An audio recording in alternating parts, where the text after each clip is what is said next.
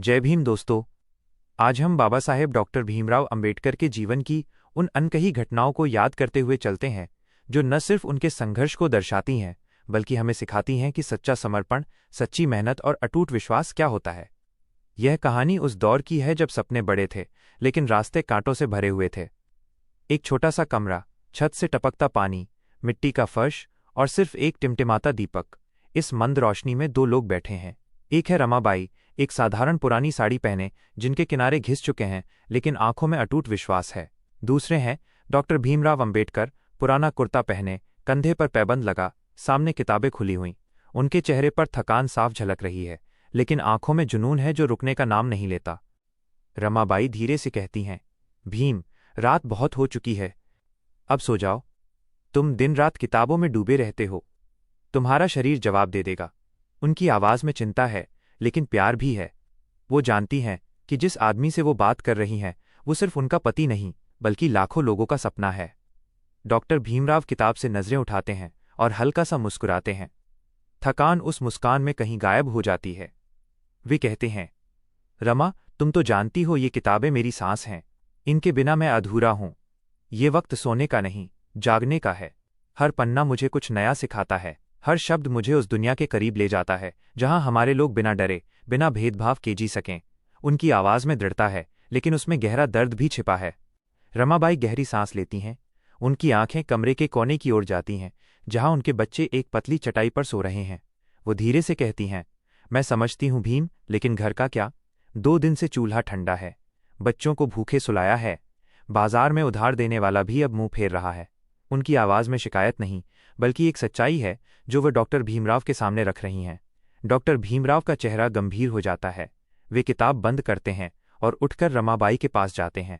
उनके कंधे पर धीरे से हाथ रखते हुए कहते हैं, रमा, मैं जानता हूं मैं तुम्हें और बच्चों को वो सुख नहीं दे पा रहा जो तुम्हारा हक है, लेकिन मैं वादा करता हूं यह दिन जल्दी बदलेंगे।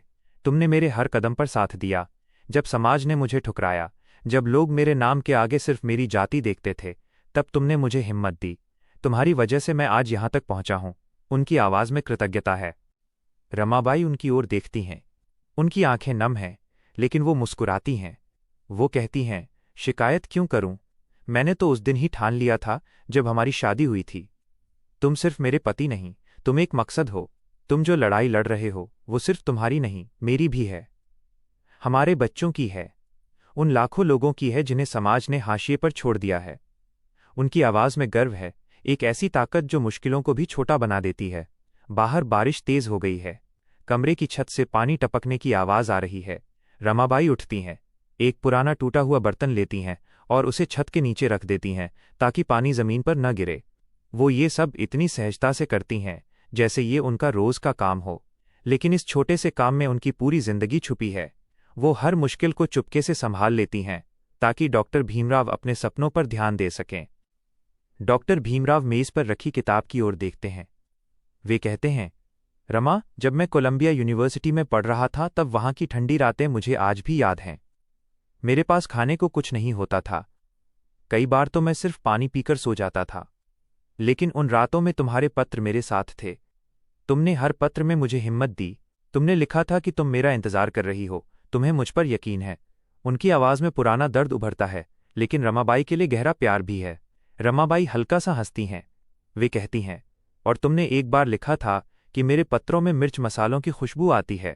मैं सोचती थी ये भीम को क्या हो गया, यहां मैं 2 रोटी बनाने को तरस रही हूं और तुम्हें मिर्च मसालों की खुशबू आ रही है। उनकी हंसी में मासूमियत है जो गंभीर माहौल को हल्का कर देती है। डॉक्टर भीमराव भी मुस्कुराते हैं। वे कहते हैं, वो खुशबू तुम्हारी थी रमा, तुम्हारी हिम्मत की, तुम्हारे प्यार की। लेकिन फिर उनका चेहरा गंभीर हो जाता है।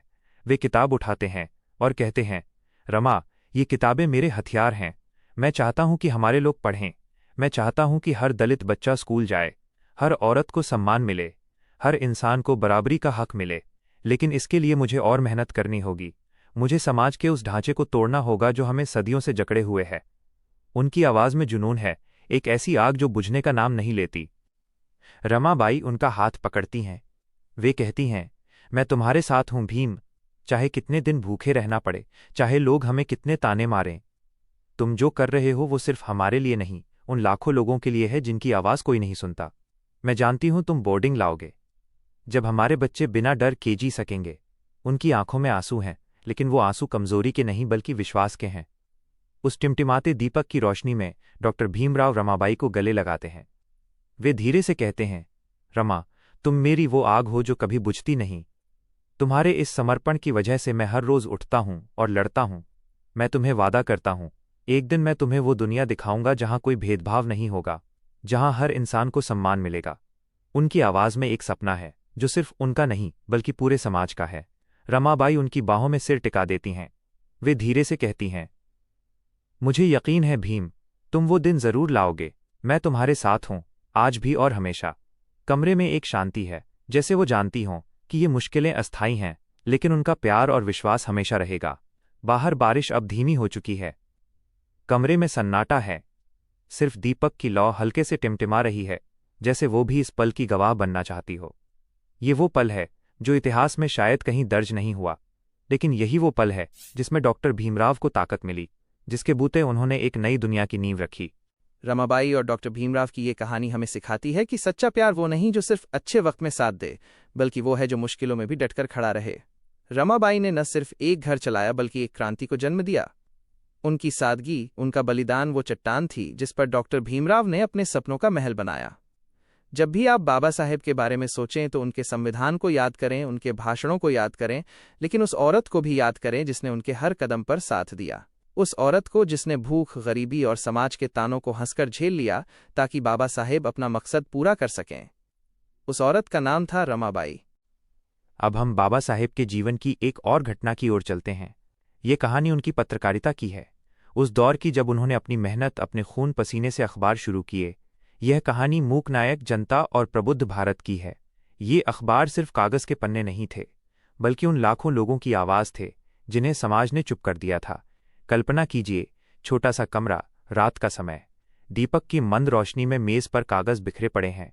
कुछ कागजों पर स्याही के धब्बे हैं, कुछ पर आधे अधूरे वाक्य लिखे हैं। मेज पर एक पुरानी कलम है जिसका निब बार बार रुक रहा है। पीछे बैठे हैं डॉक्टर भीमराव। उनके चश्मे के पीछे थकी हुई आंखें हैं, लेकिन उनमें चमक है जो हार मानने से इनकार करती है। उनके सामने कागजों का ढेर है जो अगले अखबार के लिए लिखे जा रहे हैं। कमरे में सन्नाटा है, लेकिन उनके दिमाग में विचारों का तूफान चल रहा है। डॉक्टर भीमराव कलम उठाते हैं और लिखना शुरू करते हैं। उनकी कलम कागज पर तेजी से चल रही है, जैसे वो सिर्फ शब्द नहीं बल्कि अपने दिल का दर्द, अपने समाज का गुस्सा और अपने लोगों की उम्मीदें लिख रहे हों। वे लिखते हैं, हमारा समाज सदियों से चुप है। हमें अपनी आवाज उठानी होगी। हमें बताना होगा कि हम इंसान हैं और हमारा हक भी उतना ही है जितना किसी और का। उनकी लिखावट में ताकत है। हर शब्द एक हथियार है जो अन्याय की दीवार को तोड़ना चाहता है। लेकिन यह आसान नहीं था। उस समय अखबार शुरू करना बहुत मुश्किल था। पैसे नहीं थे, छापने की मशीन महंगी थी। सबसे बड़ी बात, लोगों का दलितों की बात सुनने का मन नहीं था। लोग अखबार जलाने की धमकी देते थे। विक्रेता उन्हें बेचने से मना कर देते थे। लेकिन डॉक्टर भीमराव ने हार नहीं मानी। उन्होंने मूकनायक शुरू किया। नाम ही बता रहा था कि ये उन लोगों की आवाज बनेगा जिन्हें कोई सुनता नहीं। वो रात रात भर जागकर खुद लेख लिखते, खुद संपादन करते, कभी कभी खुद स्याही मिलाते और कागजों को छापने की मशीन तक ले जाते। उनके हाथों पर स्याही के दाग लगे रहते थे, लेकिन वो दाग उनके लिए किसी मेडल से कम नहीं थे। हर अखबार जो छपता उनके लिए एक जीत थी। हर शब्द जो लोगों तक पहुंचता वो एक क्रांति था। लेकिन ये सब करते हुए उनके सामने कितनी मुश्किलें थीं। पैसे नहीं थे। कई बार घर का खर्च चलाने के लिए उधार लेना पड़ता था। उनकी पत्नी रमाबाई चुपके से अपनी छोटी मोटी बचत दे देती थी ताकि अखबार का अगला अंक छप सके। एक बार तो ऐसा हुआ कि छापने का बिल चुकाने के लिए डॉक्टर भीमराव को अपनी किताबें बेचनी पड़ीं। वे किताबें जो उनकी सबसे कीमती संपत्ति थीं। लेकिन उन्होंने वो कुर्बानी भी दी, क्योंकि उनके लिए अखबार सिर्फ कागज नहीं, एक हथियार था जो उनके लोगों को जगाने वाला था। एक रात जब डॉक्टर भीमराव मूकनायक का पहला अंक तैयार कर रहे थे, वो देर तक लिख रहे थे। दीपक की लौ लगभग बुझने वाली थी। रमाबाई कमरे में आती हैं। वो देखती हैं कि भीम की उंगलियों पर स्याही लगी है और उनकी आंखें थकान से लाल हो रही हैं। वो धीरे से कहती हैं, भीम, तुम कब तक ऐसे जागोगे? तुम्हें अपनी सेहत का भी ख्याल रखना होगा। डॉक्टर भीमराव मुस्कुराते हैं। वे कहते हैं, रमा, ये अखबार मेरा बच्चा है। मैं इसे जन्म दे रहा हूं। अगर ये एक भी इंसान को जगा सका तो मेरी सारी मेहनत सार्थक हो जाएगी। उनकी आवाज़ में गहरा विश्वास है, जैसे वो जानते हों कि ये छोटा सा कागज़ एक दिन बड़ी क्रांति लाएगा। रमाबाई कुछ नहीं कहती, लेकिन उनकी आंखों में गर्व है। वो चुपके से एक गिलास पानी लाती हैं और मेज़ पे रख देती हैं। फिर कहती हैं, भीम, तुम जो कर रहे हो वो आसान नहीं, लेकिन मैं जानती हूं तुम्हारी कलम में ताकत है। ये अखबार उन लोगों तक जाएगा जो अपनी बात कहने से डरते हैं। उनकी आवाज़ में शांति है। डॉक्टर भीमराव फिर से लिखने लगते हैं। वे लिखते हैं छुआछूत के खिलाफ, बराबरी के लिए, शिक्षा के लिए। वे उन माँ बाप के लिए लिखते हैं जिनके बच्चे स्कूल नहीं जा पाते। वे उन औरतों के लिए लिखते हैं जिन्हें समाज बोझ समझता है। वे उन नौजवानों के लिए लिखते हैं जो अपने हक के लिए लड़ना चाहते हैं। हर शब्द उनके दिल से निकलता है। मूक नायक के बाद उन्होंने जनता शुरू किया और फिर प्रबुद्ध भारत। इन अखबारों ने समाज को झकझोरा, लोगों को सोचने पर मजबूर किया। लेकिन ये आसान नहीं था। लोग गालियां देते थे, धमकियां देते थे। कई बार उनके अखबारों को सड़कों पर जलाया गया, लेकिन डॉक्टर भीमराव रुके नहीं। वो जानते थे कि सच की आवाज़ को कोई चुप नहीं कर सकता।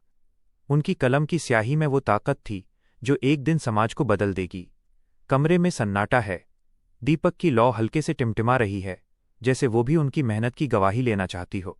बाहर रात गहरी हो चुकी है, लेकिन उनकी कलम अभी भी चल रही है। उनके हाथों पर स्याही के दाग हैं और चेहरे पर हल्की मुस्कान जो कह रही है कि उनकी लड़ाई अभी खत्म नहीं हुई। ये थी डॉक्टर भीमराव की पत्रकारिता की कहानी। एक कहानी जो हमें सिखाती है कि एक इंसान की मेहनत, उसका जज्बा और विश्वास क्या कर सकता है। उन्होंने सिर्फ अखबार नहीं चलाए, उन्होंने एक आवाज़ दी उन लोगों को जिनकी कोई सुनता नहीं था। उन्होंने एक रास्ता दिखाया उन लोगों को जो अंधेरे में भटक रहे थे। उनकी कलम ने न सिर्फ स्याही बिखेरी, बल्कि क्रांति की नींव रखी।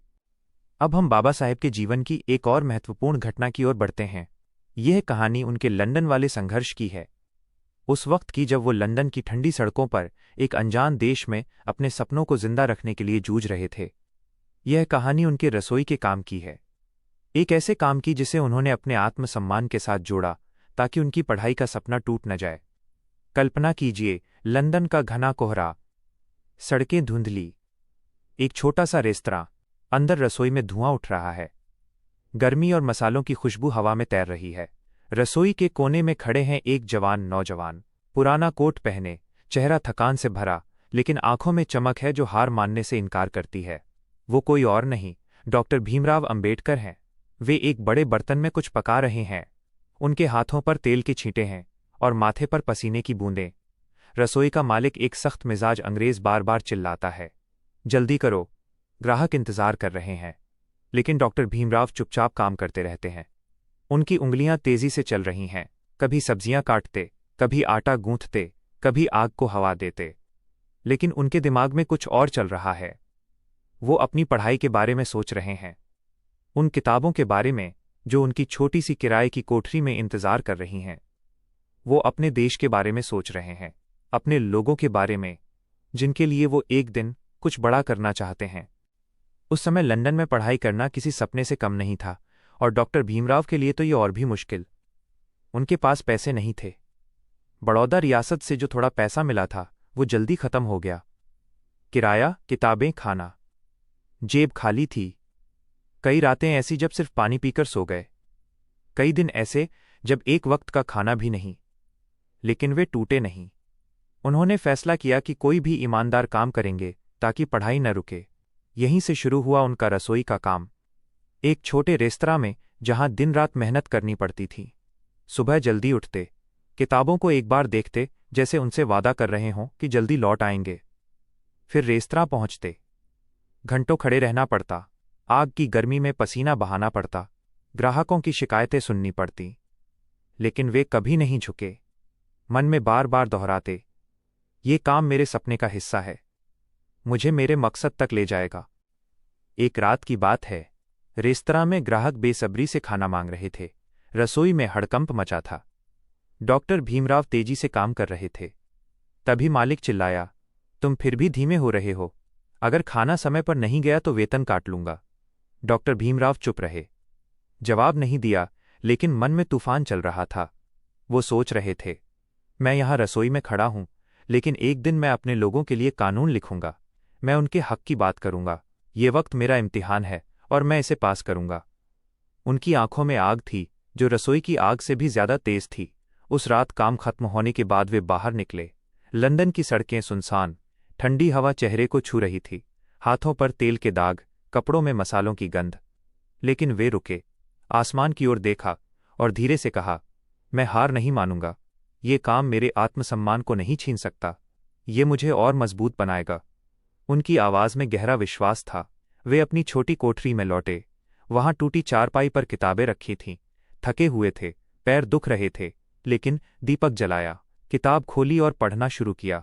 देर रात तक पढ़ते रहे, क्योंकि वे जानते थे कि ये रसोई, ये मेहनत की थकान, ये सब उनके सपने का हिस्सा है जो उन्हें देश में बराबरी की लड़ाई लड़ने वाला था। ये कोई छोटी बात नहीं थी। उस समय भारत में लंदन की डिग्रियों को बहुत पूछा जाता था, लेकिन कोई नहीं जानता था कि वो डिग्री कितने पसीने और दर्द से मिली। डॉक्टर भीमराव ने कभी किसी से इस संघर्ष का जिक्र नहीं किया। वे चुपके से यह बोझ उठाते रहे। वे जानते थे कि अगर हार मान ली तो उनके लोगों का सपना भी टूट जाएगा। उनके लिए ये सिर्फ रसोई का काम नहीं था, ये उनकी जिद थी, उनकी हिम्मत थी, उनका आत्मसम्मान था, और यही आत्मसम्मान उन्हें आगे ले गया। रसोई से निकलकर उन्होंने पढ़ाई पूरी की, बैरिस्टर बने और देश लौटे, जहां उन्होंने ऐसी क्रांति शुरू की जिसमें लाखों लोगों को नई जिंदगी मिली। लेकिन उस क्रांति की नींव कहीं न कहीं उस रसोई में पड़ी थी, जहां उन्होंने आग की गर्मी में अपने सपनों को जिंदा रखा। दोस्तों, अब हम उस ऐतिहासिक ऐलान की बात करते हैं जिसने अंबेडकर जयंती को एक नया आयाम दिया। आज़ाद समाज पार्टी के राष्ट्रीय अध्यक्ष और नगीना से सांसद चंद्रशेखर आज़ाद ने अंबेडकर जयंती के उपलक्ष्य में एक ऐसा ऐलान किया जो इतिहास में स्वर्णिम अक्षरों में लिखा जाएगा। एक विशाल सभा में हजारों लोग एकत्रित थे, चेहरों पर गर्व और आंखों में उम्मीद की चमक। मंच पर खड़े चंद्रशेखर आज़ाद की आवाज में बाबा साहेब के प्रति श्रद्धा और समाज के प्रति जुनून साफ सुनाई दे रहा था। वे बोलते हैं, दोस्तों, हम दीपावली को आतिशबाजियों से सजाते हैं, होली को रंगों से रंगते हैं, लेकिन आज मैं आपसे कहता हूं, अंबेडकर जयंती कोई साधारण दिन नहीं, ये एक महापर्व है जिसे हमें दीपावली और होली से भी ज्यादा हर्षोल्लास, ज्यादा धूमधाम और ज्यादा गर्व के साथ मनाना चाहिए। क्योंकि बाबा साहेब अंबेडकर ने हमें वो दिया जो कोई देवी देवता नहीं दे सकता। उन्होंने हमें सम्मान दिया, संविधान दिया, वो संविधान जो आज हमें सिर उठाकर जीने की ताकत देता है। उनकी आवाज में जोश है जो हर दिल तक पहुंच रहा है। वे आगे कहते हैं, बाबा साहेब हमारे लिए सिर्फ एक इंसान नहीं, वो हमारे भगवान हैं। उनके लिए हम जो कुछ भी करें गर्व है। उन्होंने हमें वो रास्ता दिखाया जिस पर चलकर हम अपनी तकदीर खुद लिख सकते हैं। लेकिन बाबा साहेब को मानने का मतलब सिर्फ उनकी तस्वीर पर माला चढ़ाना नहीं है। बाबा साहेब को मानने का मतलब है उनकी 22 प्रतिज्ञाओं पर अमल करना। हमें उनके बताए रास्ते पर चलना होगा। नकली अंबेडकरवादी बनकर कुछ नहीं होगा, हमें असली अंबेडकरवादी बनना होगा, वो जो बराबरी के लिए लड़े, शिक्षा को अपनाए, समाज को जोड़ें। चंद्रशेखर की ये बातें सिर्फ शब्द नहीं बल्कि एक आह्वान है। वे कहते हैं, बाबा साहेब ने हमें सिखाया, शिक्षित बनो, संगठित रहो, संघर्ष करो। आज मैं आपसे अपील करता हूं कि इस अंबेडकर जयंती पर हम सब ये संकल्प लें कि हम उनकी हर प्रतिज्ञा को अपने जीवन का हिस्सा बनाएंगे। हम सिर्फ जयंती नहीं मनाएंगे बल्कि उनके सपनों को साकार करेंगे। हम ऐसा समाज बनाएंगे जहां कोई भेदभाव नहीं होगा, जहां हर इंसान को बराबर का हक मिलेगा। चंद्रशेखर आज़ाद का ये ऐलान सिर्फ एक बयान नहीं बल्कि एक क्रांति की शुरुआत है। उन्होंने साफ कर दिया कि अंबेडकर जयंती को मनाना सिर्फ रस्म नहीं बल्कि एक जिम्मेदारी है। ये जिम्मेदारी है उस संविधान को जीने की जो बाबा साहेब ने दिया। ये जिम्मेदारी है उस समाज को बनाने की जहां हर इंसान को सम्मान मिले। उन्होंने ये भी कहा, बाबा साहेब ने हमें वो ताकत दी जिससे हम हर जुल्म का जवाब दे सकते हैं, लेकिन उस ताकत का इस्तेमाल हमें नफरत के लिए नहीं बल्कि प्यार और एकता के लिए करना है। हमें अपने बच्चों को पढ़ाना है, अपने समाज को मजबूत करना है और हर उस इंसान को साथ लेकर चलना है जो बराबरी का सपना देखता है। उनके शब्दों में जादू है। वे कहते हैं, आज हम बाबा साहेब की तस्वीरों पर फूल चढ़ाएंगे, लेकिन असली श्रद्धांजलि तब होगी जब हम उनके विचारों को अपने जीवन में उतारेंगे। असली श्रद्धांजलि तब होगी जब हम उनके सपनों को सच करेंगे। अंबेडकर जयंती का हर पल हमें याद दिलाता है कि हमारा जन्म सिर्फ जीने के लिए नहीं बल्कि बदलाव लाने के लिए हुआ है। चंद्रशेखर आज़ाद की इस अपील ने न सिर्फ सभा में मौजूद लोगों को छुआ बल्कि देश भर में नई ऊर्जा पैदा कर दी। उन्होंने कहा, इस महापर्व को हमें अपने दिलों में बरसाना है। ये वो दिन है जब हमें अपने भीतर की ताकत को जगाना है। बाबा साहेब ने हमें वो हथियार दिया, शिक्षा, संगठन और संघर्ष। अब हमें उस हथियार को उठाना है और समाज के हर उस कोने तक जाना है जहां आज भी अंधेरा है।